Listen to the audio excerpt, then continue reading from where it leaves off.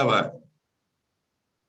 Muy bien, esta noche vamos a considerar en la clase introducción a misiones, claves para misiones en Hechos. Estamos en la página 30 de los apuntes. Hoy es el día 20 de septiembre. Mañana, día de la primavera. Jóvenes, no vayan a Palermo mañana. Ahora, arrancamos. Introducción. A ver. A menudo se divide el libro de los Hechos con respecto a la expansión geográfica del Evangelio. Y esto es una manera común y yo a menudo miro al libro en esta manera, capítulos 1 a 7, porque Jesús había dicho en 1:8, Hechos 1:8, pero recibiréis poder cuando haya venido sobre vosotros el Espíritu Santo y me seréis testigos en, primero, Jerusalén, Judea, Samaria. y hasta lo último de la tierra. Ya deben saber esto de memoria. Y si no, grábenselo ya en los pensamientos para la semana que viene, porque lo vamos a exigir. Y entonces, usando esto, en capítulos 1 a 7, los apóstoles estaban en Jerusalén. Capítulos 8 a 10, Judea y Samaria. Y capítulos 11 al 28 fueron hasta lo último de la tierra de aquel entonces. Y aunque esta división es posible en términos del contenido del libro, hay otra clave dada por Lucas que parece ligar todo el material de una manera mucho mejor. Observe las declaraciones que aparecen como breves resúmenes tenemos estos textos, 6:7, Hechos 6:7, crecía la palabra del Señor y el número de los discípulos se multiplicaba grandemente en Jerusalén. También muchos de los sacerdotes obedecían a la fe. Ahora pasen al capítulo 9, versículo 31. 9:31. Y dice, entonces las iglesias tenían paz por toda Judea, Galilea y Samaria, y eran edificadas, andando en el temor del Señor, y se acrecentaban fortalecidas por el Espíritu Santo. Pasamos a capítulo 12, versículo 24. 12:24. Y dice, pero la palabra del Señor crecía y se multiplicaba. Ahora, capítulo 16, versículo 5. 16:5. Así que las iglesias eran confirmadas en la fe y aumentaban en número cada día. Y el último texto en la lista, capítulo 19, versículo 20. Así crecía y prevalecía poderosamente la palabra del Señor. Siguiendo en el bosquejo en la página 30, el número 3, en cada caso, la narración parece hacer una pausa momentánea antes de tomar una nueva dirección de alguna clase. En base a esta clave, se puede considerar que Hechos está compuesto de 6 secciones o partes que brindan a la narración de un movimiento progresivo y continuo desde su contexto judaico basado en Jerusalén, con Pedro como líder, hacia una iglesia predominantemente gentil, con Pablo en el liderazgo, y con Roma, la capital del mundo gentil, como la meta. La narración llega a su fin al llegar Pablo a Roma, cuando una vez más se vuelve hacia los gentiles, porque ellos sí escucharían. Este fue del libro escrito por Gordon Fee y Stewart. Ahora, pasemos a número romano 1. Claves para misiones de la sección 1, de Hechos 1:1 al 6:7. Y en cada uno de estos hay textos, si no están anotados en en la declaración o el inciso, sería bueno anotarlos. Primero, el poder para llevar adelante la obra de la iglesia era y es el Espíritu Santo. El Espíritu Santo. Y esto en capítulo 1, versículo 8 y capítulo 5, versículo 32. 1:8, ya saben. 5:32. Dice, y nosotros somos testigos suyos de estas cosas. También el Espíritu Santo, el cual ha dado Dios a los que le obedecen. Segunda clave, punto B. Para poder evangelizar hasta lo último de la tierra, hace falta comenzar en Jerusalén, o sea, en el barrio o zona donde uno está. Y esto de 1:8. Me seréis testigos en Jerusalén. Ahora voy a pedir al pastor Luciano que lean unos textos cuando llegamos aquí en 1:14 y 6:6 para comenzar, punto C, para comenzar a realizar un nuevo proyecto para el Señor, hace falta bañarlo en la oración. Bañarlo en la oración. Pastor Luciano, verso 14 de capítulo 1. ¿Podés leerlo, por favor? Sí, dice, todo esto perseveraban unánimes en oración y ruego con las mujeres y con María, la madre de Jesús, y con sus hermanos. Y así Hechos 6. Sí, pero así se quedaban hasta el día de Pentecostés. Estaban ahí juntos, unos reunidos, unos 40 días, orando y orando y orando. Me imagino que paraban para comer de vez en cuando también, ¿no? Si eran bautistas. Amén. Fundamental. Y que también hubieran ayunado bastante. 6:6. Esto es la elección Dice, de los servidores en la iglesia. ¿leo, pastor? Por favor. Hechos 6:6, a los cuales presentaron ante los apóstoles, quienes orando les impusieron las manos. Okay. Cada vez, y vemos esto en la vida de Jesucristo, lo vemos en la vida de los apóstoles, antes de tomar decisiones importantes, tomaron tiempo para mucha oración y dirección de parte de Dios. Como decimos, de bañarlo en la oración. Pasemos a punto D. La selección de nuevos líderes fue hecho con la búsqueda de la voluntad y la ayuda del Señor. Con la búsqueda de la voluntad y la ayuda del Señor. En Hechos 1, 23 a 26, querían buscar un reemplazo de Judas. Entonces oraron y determinaron que Matías iba a tomar su lugar. Aunque no leemos más de Matías después de esto. Y también el capítulo 6 y versículo 6 que leímos recién, cuanto a los servidores en la iglesia.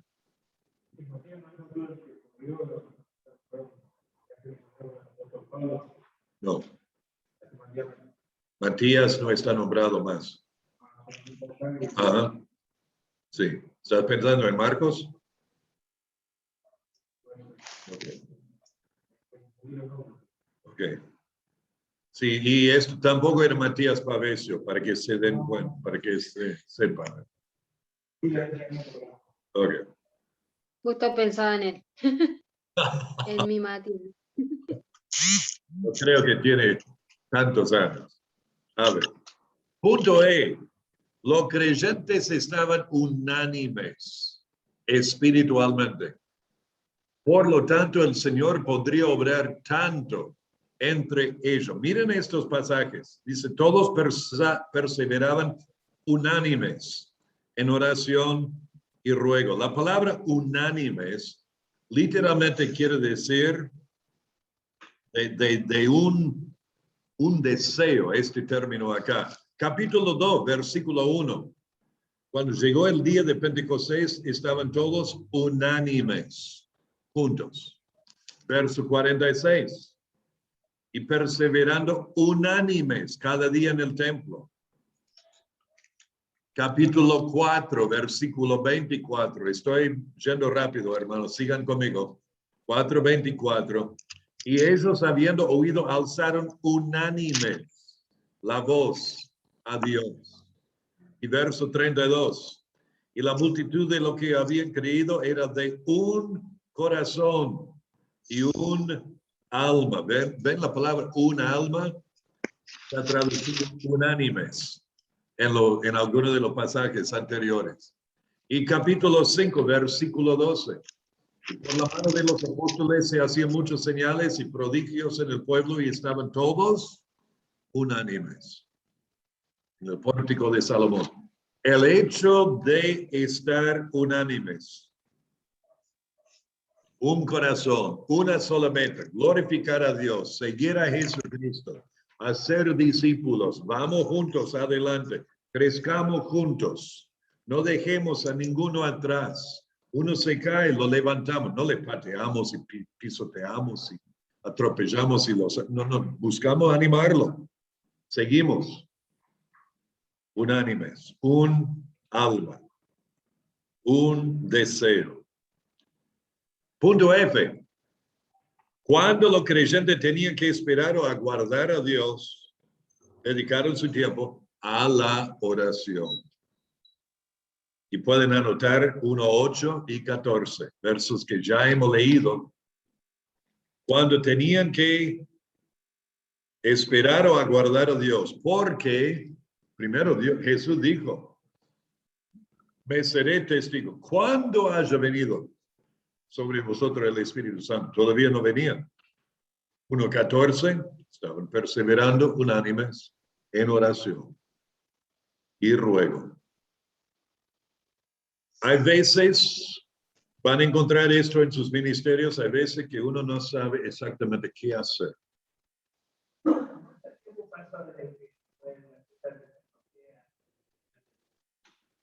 40 días. A ver, no. 10, si no me equivoco. Ajá. Cuando uno no sabe qué hacer, tomar una decisión en cuanto a la vida misma, en cuanto al ministerio de la iglesia, no hagas algo por hacer algo, sino parar y orar en conjunto para que Dios dirija. Y Él siempre dirige. Hemos experimentado esto a través de los años en nuestro ministerio, en nuestra iglesia aquí. Era Ezequías que oró y dijo, no sabemos qué hacer. Oh Jehová, no sabemos qué hacer, pero a ti volvemos nuestros ojos. Sí. Entonces, y habrá momentos, o sea, la tentación es en el ministerio, especialmente para nosotros los pastores, los hombres, de pensar que sí o sí tenemos que saber y seguir adelante. Ojalá que fuese así, pero no es así siempre. Y hay veces que tenemos que parar y decir, no sé. Vamos a buscar al Señor en eso.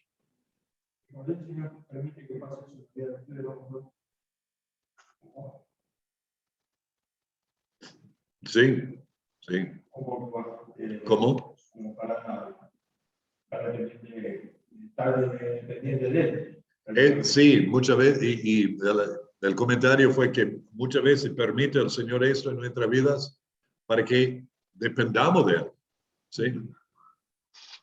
Es así. Por lo tanto, que veamos esto, que entendamos esto, que practiquemos esto. Cuando tenemos que esperar, hay que dedicar el tiempo a la oración. Es que queremos saber todo ya, ¿verdad? Es como oramos, Padre, dame paciencia. y dámela ya. No funciona así. Ok. Punto G. Los líderes tenían un pleno conocimiento de las Escrituras. De las Escrituras. Cuanto al tema de Judas, citaban salmos, que eran profecías. En el día de Pentecostés, estaban ahí esperando. Pedro citó a Joel, citó a varios pasajes. En el capítulo 3, versículo 13 al 15, estaban citando las Escrituras. Capítulo 3, 22 a 25. Palabras y escrito de Moisés. Tenían pleno conocimiento de las Escrituras. El tema es, hermano, si no tenemos las Escrituras, ¿qué compartimos? ¿Nuestros pensamientos? Vale. Eso no tiene el valor como los pensamientos de cualquier otro, pero cuando entendemos que nuestra única autoridad y fuente son las Escrituras, la tenemos que conocer y vivir y luego poner por obra. Ok. H. Las prédicas de los líderes siempre demandaron una respuesta de los oyentes. Siempre demandaron una respuesta.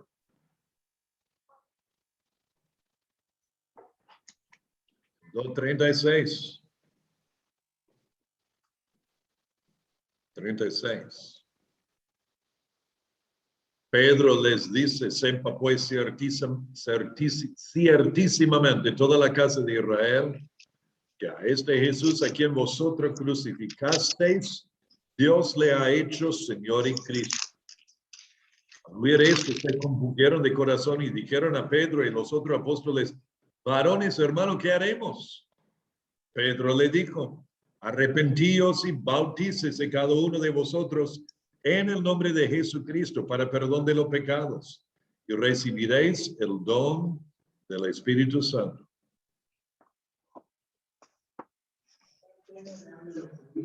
Sí.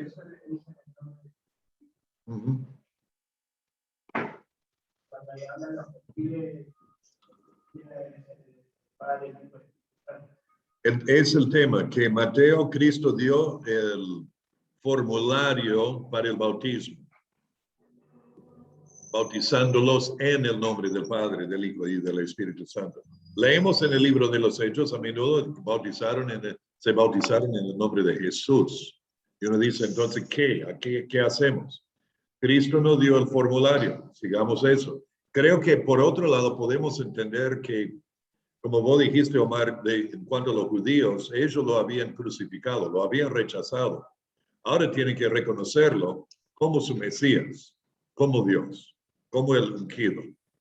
Y eso de ser bautizado en el nombre de Jesús, pero a la vez, yo creo que juntando las Escrituras podemos entender que aún más allá, en el nombre del Padre, del Hijo, del Espíritu Santo, es algo que fue incorporado y utilizado a menudo, aunque no lo leamos tal cual así en el libro de los Hechos. Pero es lo que Jesús dijo. Okay. ¿Hay alguna otra pregunta en cuanto a esto? Hay varios textos más en cuanto a esto de la respuesta, Hechos 3:19, así que arrepentíos, convertíos, para que sean borrados vuestros pecados, para que vengan de la presencia del Señor, tiempo de refrigerio, y Él envíe a Jesucristo, que os fue antes anunciado. Si no, continuamos. Punto I. Había ciertos... ¿Cómo? Tengo una pregunta. Sí. En base al punto H, ¿cree usted que sale la práctica de pasar al altar, pastor? No, no. El hecho de llamar a la gente a responder a a levantar la mano, a pasar adelante, cosas por el estilo. Es algo bastante moderno. Carlos Finney es el que comenzó a utilizar esto en el siglo 1800. Y muchos de nosotros hemos sido criados en eso, de siempre demandar o pedir una invitación y que pasen adelante, esto y aquello. Pero déjame terminar en esto. El asunto es que en las Escrituras presentaron el Evangelio, llamaron a que tome que respondan en la manera que respondieron. Muchas veces no dice, por ejemplo, dice Lidia, el Señor abrió su corazón para recibir la palabra. El carcelero preguntó, ¿qué hago? Pero cada uno de estos eran situaciones más particulares, no tanto en prédicas, pero en las prédicas decían, hay que arrepentirse, hay que convertirse. ¿Ok? No dijeron, pasen adelante y oren. Y de hecho, para nosotros los que predicamos, nos gusta ver una respuesta, nos gusta ver que la gente responda en una manera visible. Pero ¿cuántas veces, y tiro esto a ustedes, cuántas veces que vemos respuestas así y luego al pasar el tiempo no pasa nada en la vida de la persona? No siempre, pero a menudo. Entonces, ¿qué buscamos? ¿Decisiones o discípulos? ¿Ok? Queremos que respondan. Y los predicadores, Pedro y otros, predicaban para que respondieran, que siguieran el Evangelio. Pero de siempre manifestarlo de esa manera, muchas veces en mi propia vida, las decisiones más importantes que he tomado, yo no respondía a una invitación, era algo que Dios obró en mi vida, escuchando o por propio estudio de las Escrituras, y luego, ok, adelante, vamos. A veces es bueno en una forma pública demostrar esto, pero normalmente esas decisiones son cosas que suceden más profundo. Bueno, yo pienso en todas las campañas evangelísticas que se han hecho acá en Argentina con diferentes grupos y predicadores, y cuántos verdaderos creyentes hay, ¿no? Los que hemos ministrado en campamentos tras años, vemos a jóvenes tomando decisiones para el Señor. ¿Y dónde están todos esos jóvenes? Yo he llegado a llamar muchas de esas decisiones de campamento. Duran 2 o 3 semanas. Vuelven a casa, vuelven al ambiente de la familia, ambiente de los amigos, vecinos, compañeros. Y después de haber pasado 3 a 4 horas por día en la palabra en el campamento, vuelven a casa y 10, 15 minutos por día en la palabra sí es tanto. ¿Me explico? Sí. Y Entonces, pastor, ¿entraría la profesión de fe también ahí? ¿cómo? ¿Entraría ahí también una profesión, digamos, esa oración que... Ajá. Sí. Listo. Y muchas profesiones de fe son como lo que leemos en Isaías 29:13. De la boca, pero el corazón está lejos. No hay diferencia entre la cabeza y el corazón, es la diferencia entre los labios, lo que uno dice y realmente lo que uno confía y cree y la convicción en el corazón. Y hay gente, temo de esto, que hay mucha gente que van a encontrarse en la eternidad en el infierno, habiendo basado su salvación en una oración o profesión de fe hueca. ¿Mm? Sí. Sí.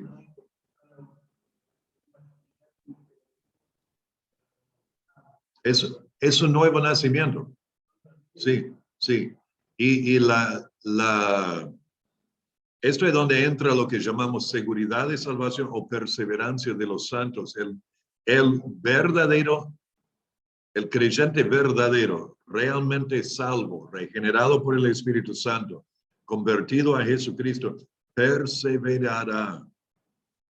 La perseverancia no le salva, pero es indicio de que es verdaderamente salvo. ¿Cómo? Sí, vamos a ir madurando. Y hay aquellos que se apartan por un tiempo, pero luego vuelven. Hay aquellos que se apartan y nunca vuelven. ¿Qué sucede con ellos? Dios sabe. ¿Ok? Al fin y al cabo, Él es el juez, nosotros no. Y no creo que es sabio tratar de entrometernos en ese lugar que le corresponde a Él. Digo por este motivo, hay dos, por lo menos, en las Escrituras, que al observar sus vidas diríamos que no eran salvos. Pero al fin, en el Nuevo Testamento, los llaman uno hombre de fe, otro justo. ¿Ok? Y estoy pensando en Lot y en Sansón. Y uno mira sus vidas y mira el final de sus vidas y diría, ¿estos eran santos? No, para nada.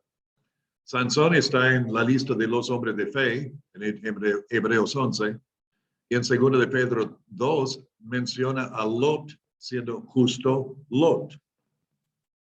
Entonces dejemos eso a Dios. Prediquemos el Evangelio. Ayudemos a las personas a entender que necesitan vivir la vida, no solamente hacer una profesión de fe. ¿Ok? Es una, o sea, hace años atrás dejé de publicar o escribir o decir a lo demás, tuvimos 10 profesiones de fe o 10 personas salvas o 5 salvas, no.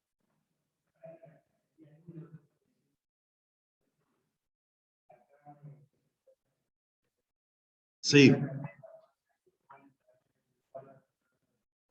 Sí, el hermano está comentando a los sumeos que uno siente bien al decir eso, la carne apela a eso, sí, de poder decir, mira todo lo que estamos haciendo. Tengan cuidado con esto. Yo no estoy juzgando a aquellos que lo hacen, quiero que sepan eso. Estoy diciendo en mi propia vida lo que he observado, no, ya no más. El Señor no nos llamó a hacer decisiones, sino a hacer discípulos que hacen discípulos. Y es un proceso largo. ¿Ok? La diferencia entre usar el microondas para cocinar y la olla Essen o de fundición a fuego lento, o el disco de arado, que es argentino, eso, a fuego lento. Ok. Ok, sigamos. Amén. Gracias por la respuesta, pastor. Discúlpenme si desplayé demasiado en ese tema. A ver, ciertos énfasis en la predicación de los líderes. Primero, el arrepentimiento. Y esto es llamativo. Jesús comenzó predicando arrepentíos, porque el reino de Dios se ha acercado. Él predicaba durante su ministerio el arrepentimiento. Él dijo a los discípulos al final que se predicase en su nombre el arrepentimiento y perdón de pecados en todas las naciones, comenzando desde Jerusalén. ¿Dónde dijo eso?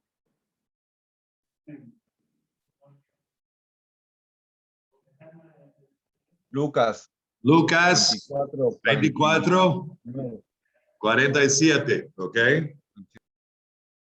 Eso era parte de los 4 allí. Así está escrito y así fue necesario que el Cristo padeciese y resucitase de los muertos al tercer día y que se predicase en su nombre sanidad y prosperidad.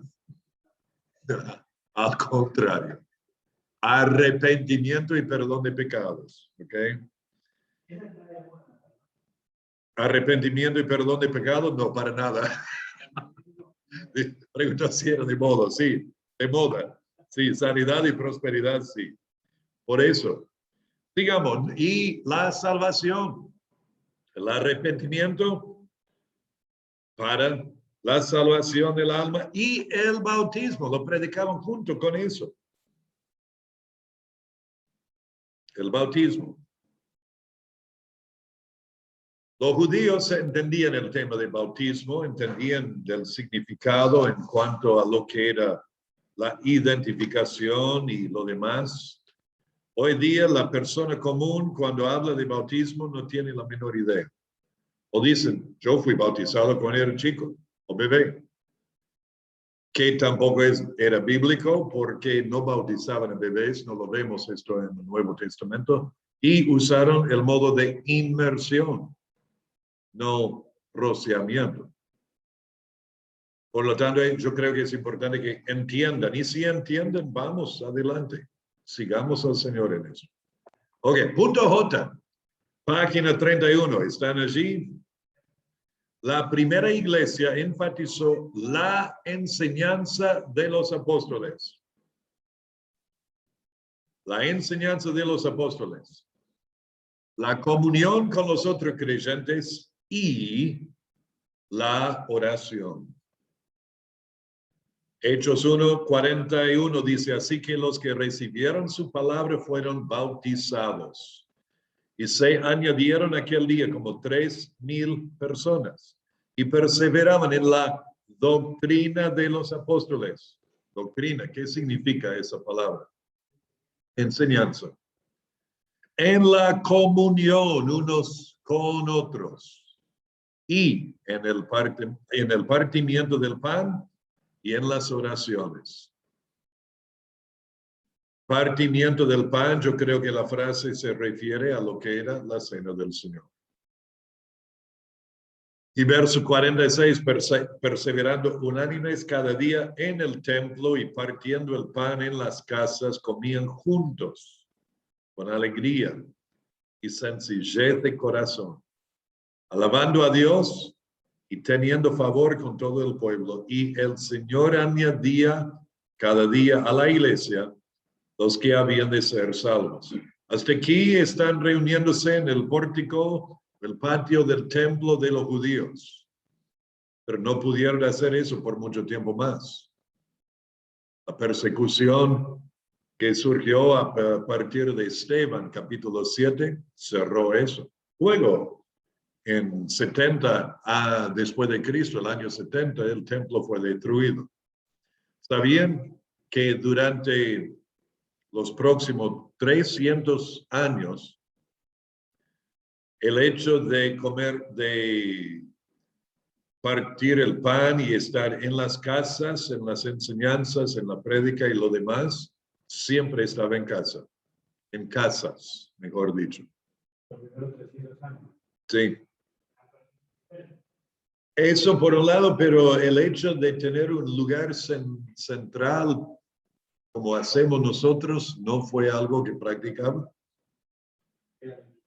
Sí. Se reunían en casas de varias familias. Es entendido que se juntaban cuando había un lugar espacioso donde podían, por ejemplo, Pablo con los ancianos de Éfeso y luego predicando hasta tarde, ¿no? Y muchachos se caen de la ventana y estaban en un aposento alto. Esos aposentos tenían la tendencia de ser amplios, justo para poder juntarse así la familia extendida y muchos amigos. Entonces, tenían ambas cosas, las reuniones en las casas y luego de juntarse todos, pero vaya a ver cuán a menudo pudieron reunirse todos. Ok. Seguimos. Los creyentes, punto K. Los creyentes usaron sus bienes para ministrar a las necesidades de sus nuevos hermanos. Y esto atrajo a otros al Señor. Los creyentes usaron sus bienes para ministrar a las necesidades de sus nuevos hermanos, y esto atrajo a otros al Señor. En 2:44 dice, todo lo que habían creído estaban juntos y tenían en común todas las cosas, y vendían sus propiedades y sus bienes, y lo repartían a todos según la necesidad de cada uno. Esto se llama comunismo. Sí, puro. Sí, pero no forzado. Esto fue voluntario. Vendían sus propiedades, no fueron forzados a vender sus propiedades. Los apóstoles no le dijeron, bueno, ahora todo lo que son sus propiedades pertenecen a la iglesia. Y ahora lo vamos a administrar y le vamos a dar de comer todos los días. Todo tiene que trabajar en lo que pertenece a la iglesia. ¿Y qué sucede cuando un vago no quiere trabajar? No coma. Sí, pero no fue algo forzado de parte del gobierno, tampoco de parte de los apóstoles. Era algo voluntario. ¿Cómo? Sí, el tema es, funciona cuando es voluntario, pero no funciona por mucho tiempo. Y también vamos a ver esto. A ver, sigamos por un cachito más. Los líderes usaron el dinero dado por lo demás para cumplir los propósitos por los cuales fue dado, no para enriquecerse a sí mismos. Y se lo repartían a todos según la necesidad de cada uno. Capítulo 3, versículo 3. Cuando el hombre cojo de nacimiento vio a Pedro y Juan que iban a entrar en el templo, le rogaba que le diesen limosna. Pedro con Juan, bajando de su 4x4, fijando en los ojos, le dijo, míranos. Él entonces les estuvo atento, esperando recibir de ellos algo, y dijo, Pedro dijo, no tengo plata ni oro, pero lo que tengo te doy. ¿Ok? Estaban usándolo para las necesidades, no para enriquecerse. A ver, ¿dónde quedamos? La M. Los líderes no llamaron la atención a sí mismos ni a sus talentos, sino al Señor.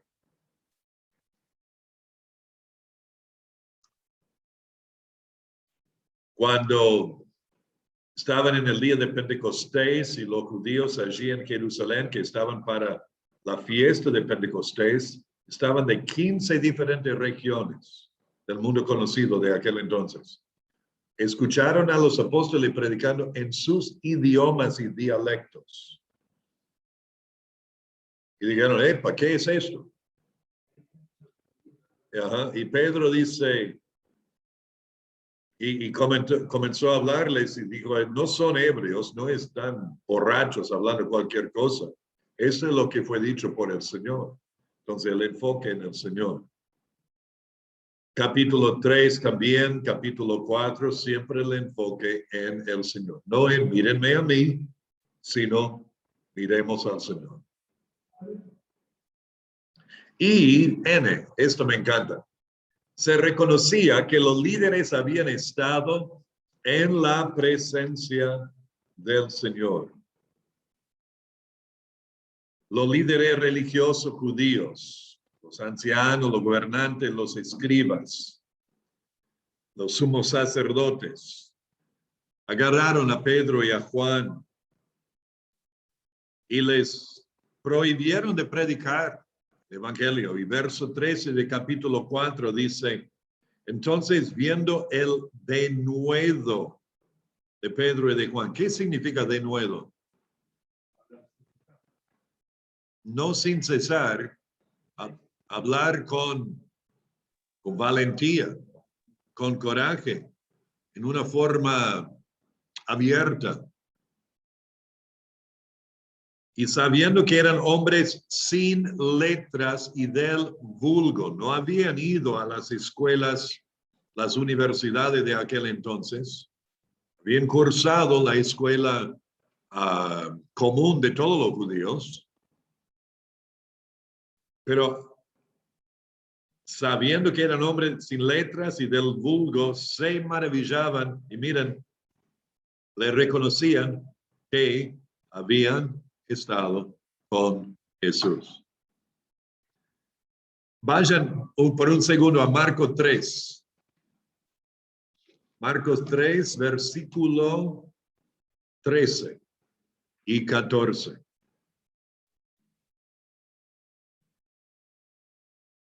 Marcos 3, 13 dice,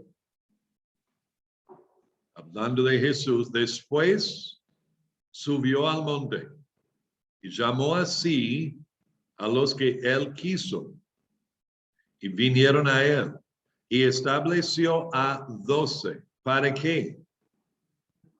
Para que estuviesen con él y para enviarlos a predicar. Y acá en el capítulo 4, versículo 13 de Hechos, los oponentes reconocieron que habían estado con Jesús. Esto es el discipulado, de pasar tiempo con alguien, de estar con otra persona ayudándole a caminar y crecer en el Señor. No es solamente sentarse a estudiar un libro de estudio, un libro de discipulado, como comúnmente hablamos o decimos, pero es compartir la vida. Es lo que Jesús hacía. Estaba con ellos. Ahí está. No todo el tiempo, ellos también tenían su familia, pero muchos de ellos estaban ahí viajando con él y estaban con él. Ok, continuamos. Cuando los líderes, en el punto O, cuando los líderes fueron perseguidos por las autoridades civiles, respondieron con amabilidad y respeto.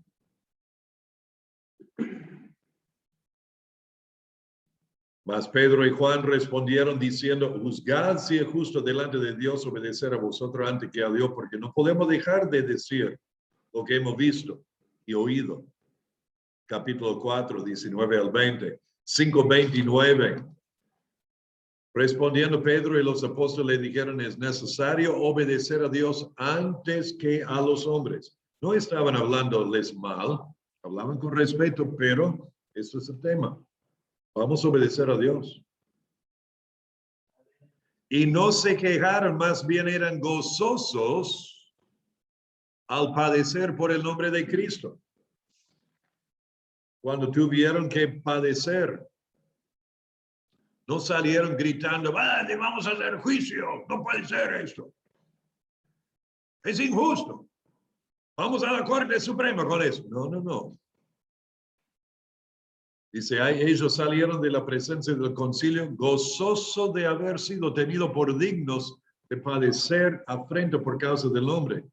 Y no solamente padecieron afrenta, dice que fueron azotados.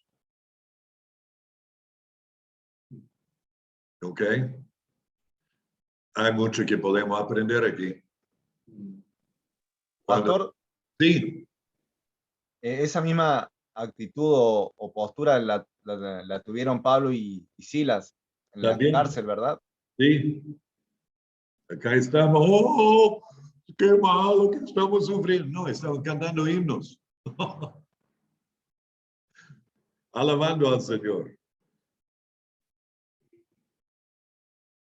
Nosotros vamos y hacemos un trámite y el gobierno no nos da lo que queremos. ¡Ay, están persiguiéndonos! No es justo eso.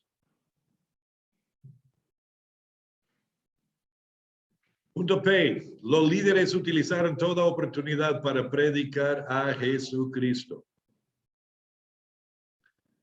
Todos los días en el templo y por la casa no cesaban de enseñar y predicar a Jesucristo, dice Hechos 5:42. Y Q. Los líderes se dedicaron principalmente al ministerio de la palabra y la oración. La palabra y la oración.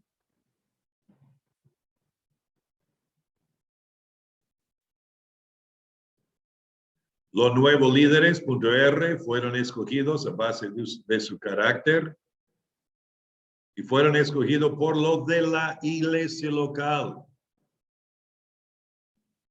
Quiero que vean esto, capítulo 6. Conocen la historia. En aquellos días, como creciera el número de los discípulos, hubo murmuraciones de los griegos, los gentiles, no judíos, contra los hebreos, de que las viudas de aquellos eran desatendidas en la distribución diaria. Recuerden, se habían quedado de todos diferentes lugares del mundo que habían ido para Pentecostés, se quedaron para recibir la enseñanza de los apóstoles. Esta iglesia ya se cuenta en los miles, todo lo creyente que hay. Y hay necesidades. Se acabó el dinero. ¿Cómo comemos? Ahora viudas necesitan ayuda. Entonces los 12 convocaron a la multitud de los discípulos. Aquí Matías está incluido, no lo nombra, pero está. Y dijeron, no es justo que nosotros dejemos la palabra de Dios para servir a las mesas. Podemos, pero para hacerlo tenemos que dejar la palabra y la oración. Buscad pues, hermano, de entre vosotros, dijeron ellos a la multitud, busquen entre ustedes 7 hermanos o varones de buen testimonio, lleno del Espíritu Santo y de sabiduría, a quienes encarguemos de este trabajo. Miren los requisitos. Buen testimonio, lleno del Espíritu Santo, lleno de sabiduría. Lo mismo que necesita cualquier pastor. Sí. Cualquier siervo. Y dice, a quienes encarguemos. Y nosotros persistiremos en la oración en el ministerio de la palabra. Agradó la propuesta a toda la multitud y eligieron ellos a Esteban, Felipe, Prócoro, Nicanor, Timón y Parmenas y Nicolás, a la cual le presentaron ante los apóstoles, quienes orando les impusieron las manos. Es llamativo, los apóstoles no los escogieron. Dijeron a la congregación, ahí, escojan ustedes. Ahí ya dando a entender cómo debería ser el gobierno de la iglesia. Congregacional. ¿Ok?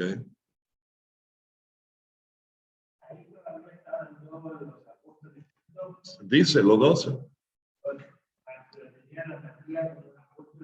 Evidentemente. Verso 12 o verso 2 dice entonces los 12. Esto incluiría a Matías. ¿Cómo? Sí. Sí. Y ese, por estar preocupados en ser testigos, estar unánime de corazón y alabar y agradar al Señor, la iglesia tenía la bendición de Dios y crecía mucho. Crecía mucho. El último versículo de esta sección, verso 7. Crecía la palabra del Señor y miren, el número de los convertidos se multiplicaba grandemente en Jerusalén. Lo que dice 6, 7, el número de los convertidos, el número de profesiones de fe, el número de 6, 7, Hechos 6, 7. ¿Qué dice, hermanos? ¿Qué es lo que se multiplicaba grandemente? Pero el número de los que profesiones de fe, discípulos, seguidores de Cristo. Ajá, ahí está. A ver, habíamos pasado por alto, no está en esta lista, en la próxima sección se menciona esto, pero hablamos del comunismo, que algunos querían reconocimiento, capítulo 5, Ananías y Zafira, mintieron, vendieron una propiedad, Llevaron el dinero diciendo que era todo, cuando era parte. No tenía que vender la propiedad, no tenía que dar nada. No tenía que dar todo. Podrían haber dicho, vendimos esta propiedad, le damos la mitad. Chocho. Pero al mentir, para aparentarse algo más, vino el juicio de Dios sobre sus vidas. Ok, vamos a tomar 5